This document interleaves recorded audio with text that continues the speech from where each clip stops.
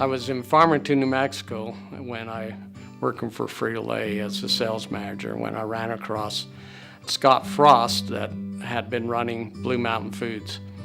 I always, since my days at LaSalle, wanted to own a grocery store and run a grocery store myself. I asked him if it came an opportunity to sell, let me know. 2 years later, he gave me the opportunity and told me that it was for sale again. And I took that time in 1987 to buy Blue Mountain Foods and move back to Monticello. We decided that it would be a good opportunity for the kids and for us to get back to small town environment, back to the people that we'd known for years before, a little closer to Salt Lake, to home. I think most of the things he enjoyed working at the store were the association with people, talking to people, associating with them, finding out more about them. What I admire about my dad is that he's a hard worker. He's dedicated to what he did and cares about his community, and it helped us to stay here and learn to love the town and the community and the area. So I'm glad he did that for us. The biggest impact it's made on me watching him is that you definitely got to get involved more.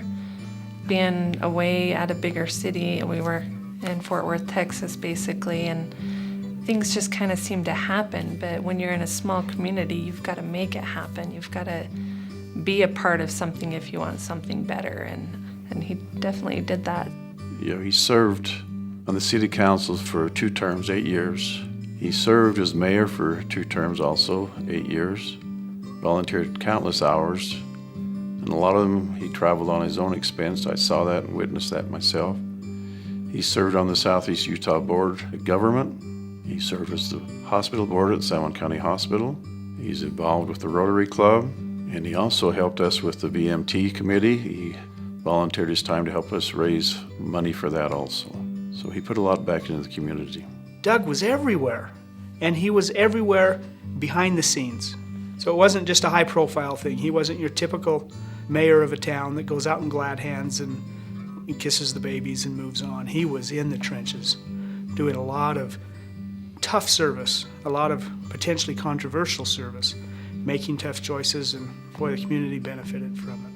I think his willingness to serve tells a lot about who he is as a human being.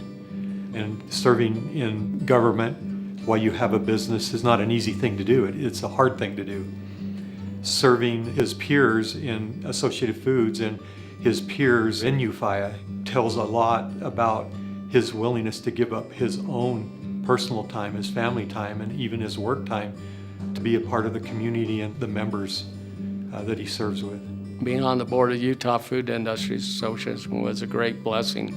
Rubbing shoulders with those people on a day-to-day basis and at the meetings was just a great opportunity for me. I'll always treasure that opportunity to serve with them. Doug is a fireball, and I always thought of Chris as grabbing him by the arm and saying it's going to be okay. And they've made a tremendous team. I don't think Doug would have succeeded to the level he did without the calming, steadying influence of Chris.